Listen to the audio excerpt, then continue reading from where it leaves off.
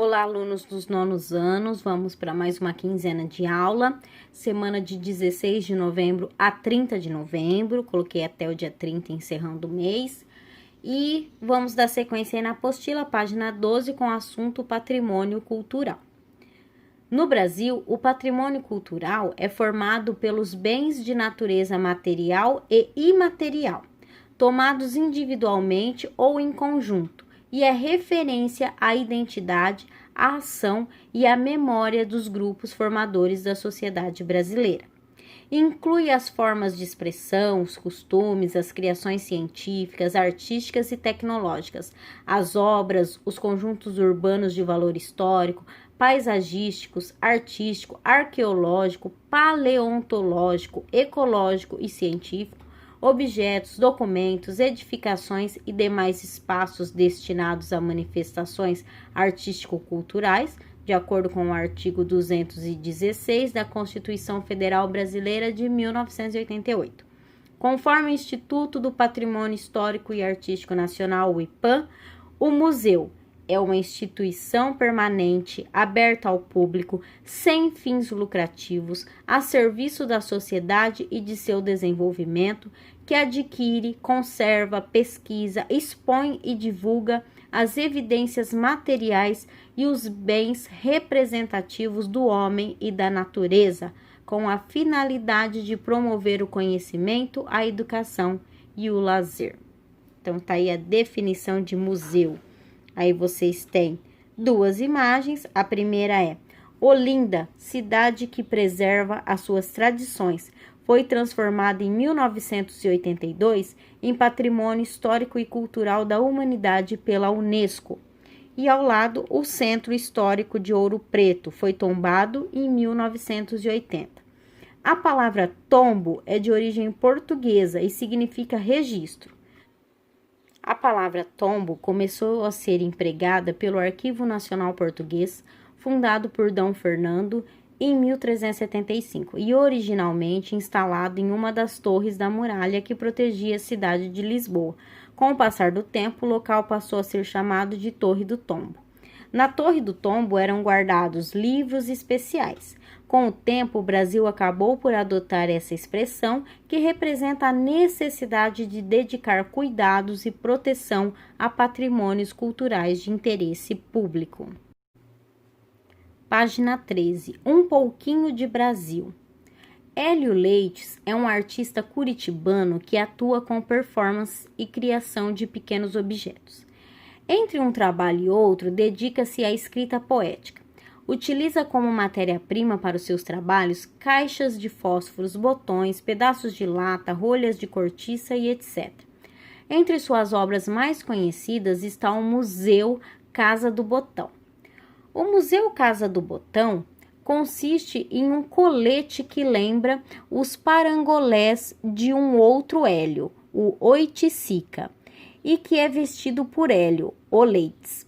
Nesse colete, o parangoélico estão pregados botões de verdade ou objetos diversos que são designados como um botão com função específica, cada qual com o seu significado.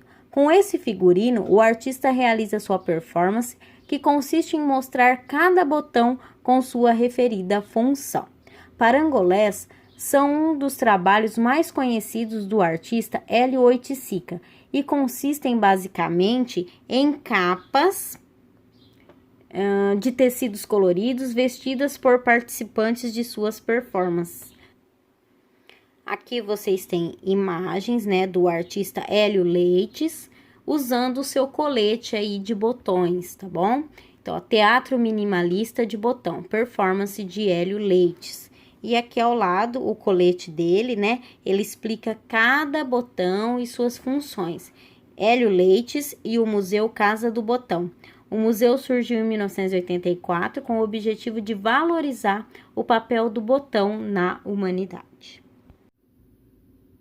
Aqui na página 14, vocês encontram os processos criativos. Vocês não irão realizar essa atividade. Irão perceber também que ao longo da leitura, muitas atividades nós pulamos, tá bom?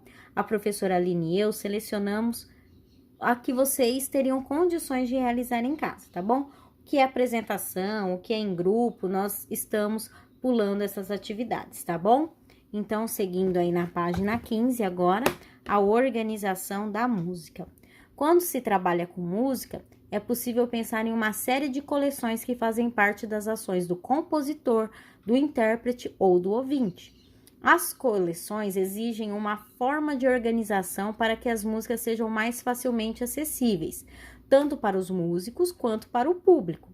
Essas coleções podem ser ordenadas por gêneros e ou estilos, sonoros ou musicais, ou seja, elas são estruturadas conforme as diferentes formas musicais, por exemplo, reggae, rock, soul, música clássica, entre outras. Entretanto, a própria constituição dos conjuntos musicais também obedece a um ordenamento lógico. Uma bateria de escola de samba, por exemplo, é dividida por naipes, isto é, grupos de instrumentos musicais. Ela pode incluir instrumentos como chocalhos, cuícas, agogôs, tamborins, caixas, repiques e surdos, como pode ser conferido na ilustração presente no material de apoio. Então, no material de apoio, na página 3, vocês encontram aí os instrumentos conferidos às escolas de samba, tá bom? Então, observem quais participam aí de uma escola de samba. Continuando na página 15, já em uma banda de rock, a bateria é disposta ao fundo, uma vez que ela fornece a base rítmica para os demais instrumentistas e tem um volume naturalmente forte ou intenso. O baixo fica normalmente em uma das laterais e as guitarra e guitarras na outra. O cantor geralmente se posiciona à frente, onde pode escutar bem todos os instrumentos.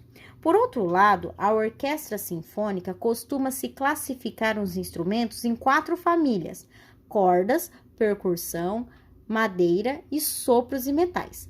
São exemplos de instrumentos dessas famílias, respectivamente, o violino, o tímpano, o clarinete e a tuba. Essa divisão determina até mesmo o local em que cada tipo de instrumento se situa no palco, por razões musicais. Inicialmente, podemos encontrar semelhanças de timbres em cada setor, afinal, o tipo de som produzido pelos instrumentos de sopro é bastante diferente daqueles emitidos pelos instrumentos de corda. Além disso, a organização espacial dos instrumentos no palco leva em conta a intensidade de emissão sonora. Os violinos são numerosos em comparação com a tuba, e mesmo estando bem mais próximo do ouvinte do que a tuba, em alguns momentos a tuba se sobressai, cobrindo o som de dezenas de instrumentos de corda. Na sequência, tem novamente processos criativos que vocês não irão realizar. Página 16. Classificação dos instrumentos musicais. Em 1914, os pesquisadores Erich von Hornsbostel e Kurt Sachs publicaram um estudo sobre a classificação dos instrumentos musicais, priorizando apenas um critério, o elemento produtor do som em cada caso. Com isso, descreveram 4 famílias principais: o membranófonos, em que uma membrana ou pele esticada é o elemento que produz som; os aerófonos, em que uma coluna de ar no instrumento é submetida à vibração para produzir sons; o cordófonos, em que uma corda esticada produz o som; os idiófonos, em que é o próprio corpo do instrumento que vibra para produzir som; e os eletrófonos, que caracterizam os instrumentos cujo som é produzido por meios eletrônicos. Com essa nova proposta, instrumentos que tinham classificação ambígua na visão tradicional, as 4 famílias da orquestra, foram classificados em apenas uma família. Esse é o caso do piano, por exemplo. Essa divisão em famílias se parece justamente com as coleções sonoras dos compositores.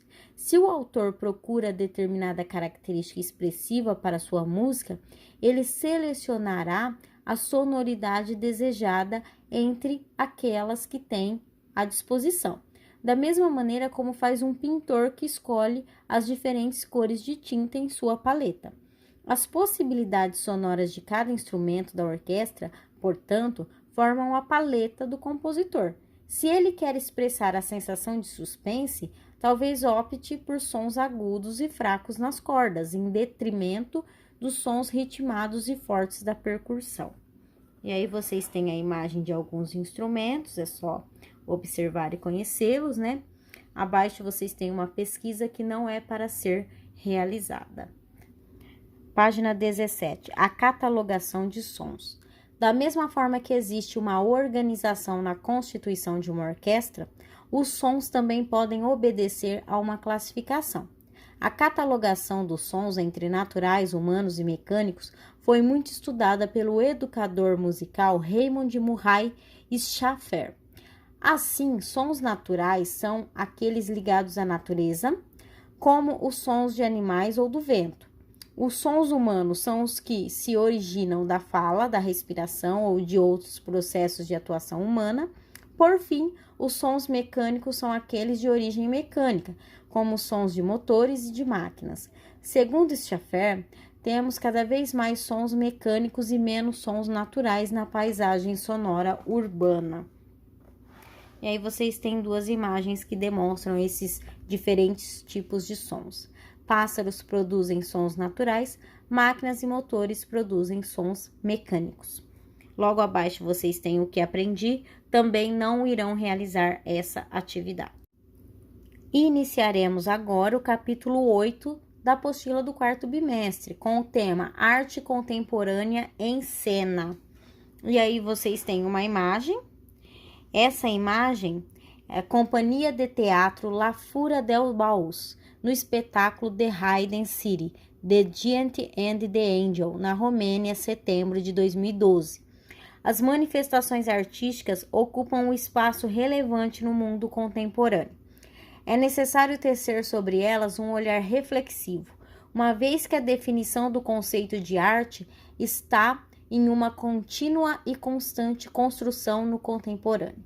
A utilização do corpo como meio de comunicação e expressão de sentimentos e de sensações aproximou a dança e o teatro. Para compreender melhor essa aproximação, o foco de estudo desse capítulo será o corpo como protagonista da arte contemporânea.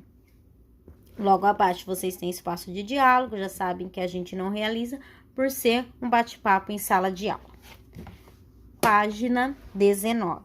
Primeiramente, os objetivos deste capítulo: conhecer a arte contemporânea, estudar sobre o papel do corpo nas artes cênicas contemporâneas, compreender o teatro pós-dramático, conhecer a dança contemporânea e estudar sobre as técnicas somáticas. Começando então pelo teatro, o teatro e as percepções sobre o corpo. A arte teatral, assim como a dança, vai além da palavra. Ela está fundamentada essencialmente no corpo do ator, que ocupa uma posição vulnerável quando está diante da plateia.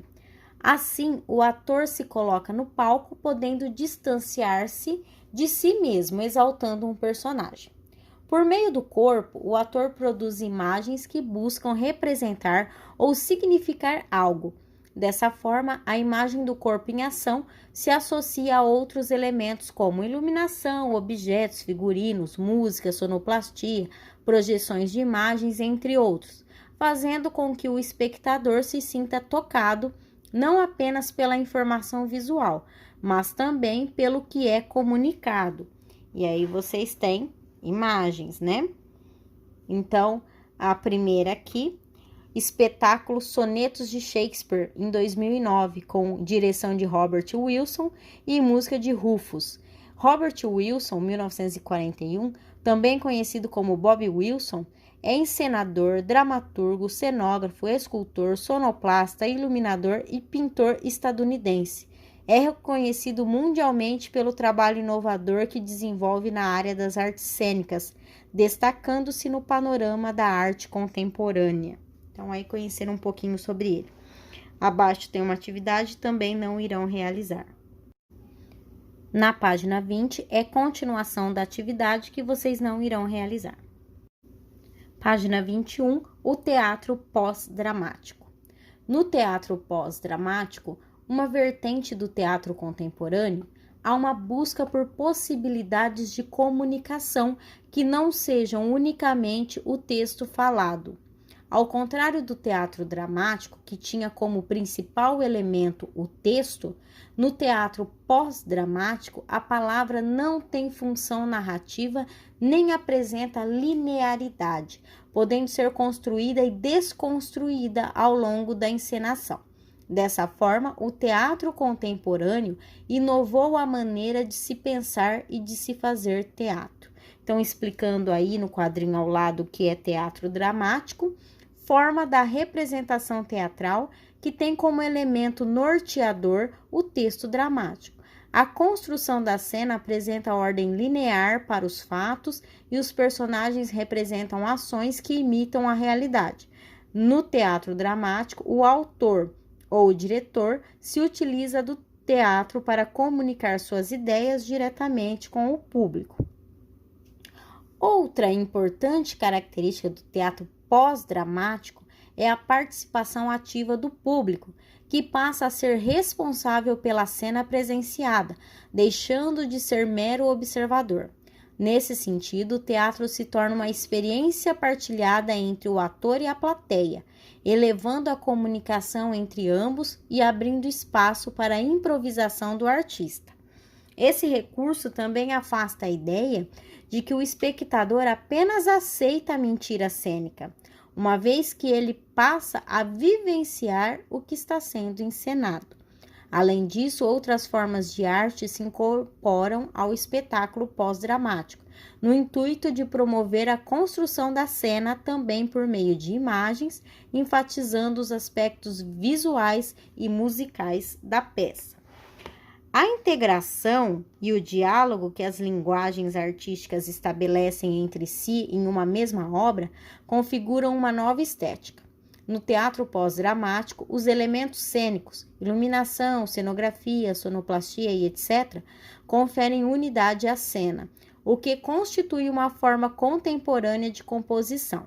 Além disso, não basta o ator representar o texto para a plateia, é necessário unir todos os elementos próprios ao teatro: ator, encenador, cenário, figurino e etc., com os elementos de outras linguagens. Aí vocês têm uma imagem, cena da peça A Velha, dirigida por Bob Wilson em 2013. E aí tem os dois artistas que fizeram. Então, o que seria esse teatro pós-dramático? O texto, né, não é importante, assim, tão importante, ele não é o único, né? Então, tem vários outros fatores que vão compor esse teatro. Então, é uma junção. É o texto, é o ator, é a encenação, é a sonoplastia, é o cenário, é o figurino, é tudo nesse pós-dramático, né? Nesse teatro pós-dramático. Então, é uma integração e o diálogo entre as linguagens do teatro. Então, é isso que compõe esse teatro contemporâneo. A página 22 inicia com processos criativos que vocês não irão realizar. Então, vamos na sequência aí, dança e teatro em conexão.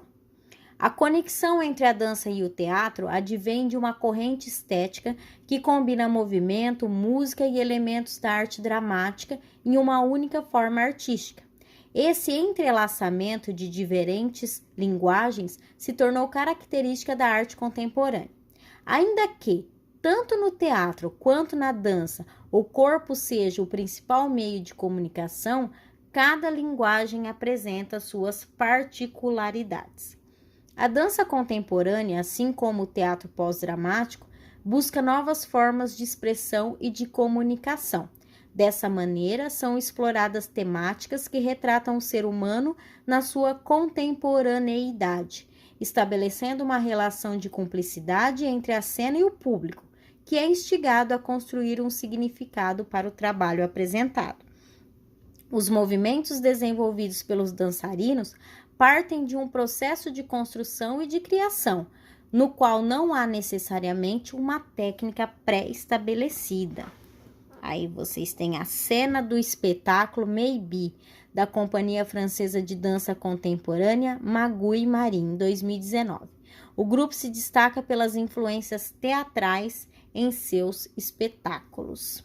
Agora, na sequência, página 23, acompanhe a leitura. O grupo catalão de teatro La Fura dels Baús foi fundado no fim da década de 1970 e tem grande destaque no teatro contemporâneo desde os anos de 1990. Por meio de técnicas incomuns, o La Fura desenvolve seu trabalho com o drama, com o teatro de rua, com performances acrobáticas e de dança, com óperas, com o teatro digital e com a produção de macro-shows, que envolvem bonecos gigantes, projeção em telão, interação direta com a plateia. Assim, o grupo propaga a fusão entre todas as artes. La Fura dels Baús, em seus espetáculos, utiliza o corpo como metáfora para representar a condição humana contemporânea. Desse modo geral, a linguagem teatral do La Fura se caracteriza pela utilização de espaços não convencionais, da música e do movimento, pela aplicação de materiais presentes na natureza e industriais, pela incorporação de novas tecnologias e ainda pela ousadia de seus espetáculos. E aí vocês têm duas imagens desse espetáculo, né, dessa companhia de teatro. Então observem bem, né, o modo diferente como eles utilizam aí a arte, o teatro, tá bom? Página 24. Dança contemporânea, lugar de reflexão. A dança contemporânea surgiu como um segmento da dança moderna, porém sem a definição de uma técnica específica. Diferente das danças clássicas, como o balé, essa modalidade não precisa seguir um roteiro coreográfico previamente estabelecido ou contar uma história. O corpo em movimento cria sua própria dramaturgia e conta sua história de forma livre, criando uma nova linguagem expressiva.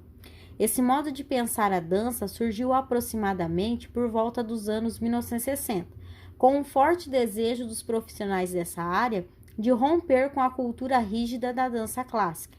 Foram muitas experimentações e inovações, construções e desconstruções, até se definir a dança contemporânea como uma linguagem plural e fragmentada, na qual se despreza a definição técnica e se abrem múltiplas possibilidades de movimento. O foco da dança contemporânea está nas qualidades empregadas aos movimentos e nas diferentes formas possíveis de realizá-los. Assim, a composição dessa dança se fundamenta no movimento, independentemente da música, podendo acontecer sem a presença sonora ou musical. Movimentos que incluem quedas e cambalhotas e gestos como deitar, sentar, torcer e esticar, dar de ombros, entre outros, podem se intercalar com a palavra, que não é empregada na sua forma explicativa ou narrativa, mas como um elemento que compõe a cena. Nessa imagem, vocês veem dançarinos da companhia de dança Inversidance, executam movimentos expressivos, livres de técnicas pré-estabelecidas. A dança é criada com base em temáticas relacionadas ao contexto atual da sociedade, como questões políticas, culturais, comportamentais, autobiográficas, entre outras. A companhia de dança da francesa Maguai Marin, referência em dança contemporânea, criou o espetáculo Maybe, que apresenta aspectos de uma dança diferente, na qual a coreógrafa Marin propõe a representação do grotesco por meio de movimentos que parecem deformar os corpos, com figurino que se assemelha a vestimenta utilizada em manicômios, seguido de maquiagens pálidas e expressivas. Maybe destaca uma condição negativa do homem contemporâneo, apresentado como um ser sem rumo e autodestrutivo, por meio da invenção de uma linguagem teatral que impressiona e chama o público à reflexão. E aí vocês têm imagem desse espetáculo, né, da companhia dessa dançarina em 2019. Logo abaixo vocês têm processos criativos, também não estarão realizando essa atividade. Página 26, a dança contemporânea no Brasil. No Brasil, a dança contemporânea foi reconhecida na década de 1980, com a realização de festivais nacionais específicos para essa categoria de dança. Dessa forma, influenciados pela contracultura do fim dos anos 1970, os espetáculos de dança começaram a incluir dançarinos com diferentes padrões corporais, enfatizando a experimentação de movimentos. Assim, a dança não foi mais tratada como uma simples forma de entretenimento, e sim como uma forma de conhecimento, uma vez que as pesquisas acadêmicas brasileiras sobre dança foram amplamente difundidas. Muitos grupos brasileiros de dança contribuíram para o desenvolvimento da dança contemporânea, tendo inclusive reconhecimento internacional. Entre eles estão o Grupo Corpo, Cena 11, Companhia de Dança, Casar, Companhia de Dança e Companhia de Dança Deborah Coker. E aí vocês têm imagem de uma dessas companhias. É da Cena 11, Companhia de Dança, no espetáculo Skinner Box, Florianópolis, 2005. Logo abaixo, uma pesquisa que vocês também não irão realizar. Agora, na página 27, de olho na tecnologia. Cientistas da Finlândia descobriram que o modo como você dança é único e pode te identificar como uma espécie de impressão digital. O grupo da universidade na Finlândia chegou a essa conclusão de forma acidental. Eles estavam usando a tecnologia de aprendizado de máquina para checar se um algoritmo conseguia identificar corretamente qual gênero musical estava sendo tocado, usando apenas os movimentos de dança de voluntários. Para a surpresa do grupo, o algoritmo só conseguiu identificar o gênero musical dançado em apenas 30% dos casos, mas o experimento não foi nem de perto um fracasso. Eles perceberam que o robô acertava qual era o participante que estava dançando em 94% das vezes, independentemente do gênero. O grupo que assina o estudo vem conduzindo diversos estudos do tipo nos últimos anos. A ideia é entender como a dança e a música podem revelar traços de nossa personalidade e nossa relação com a musicalidade. Bruno Carbinato. O seu jeito de dançar é único e pode servir como uma impressão digital. Está disponível aí, né, em um site. Na sequência, técnicas somáticas, o corpo em processo.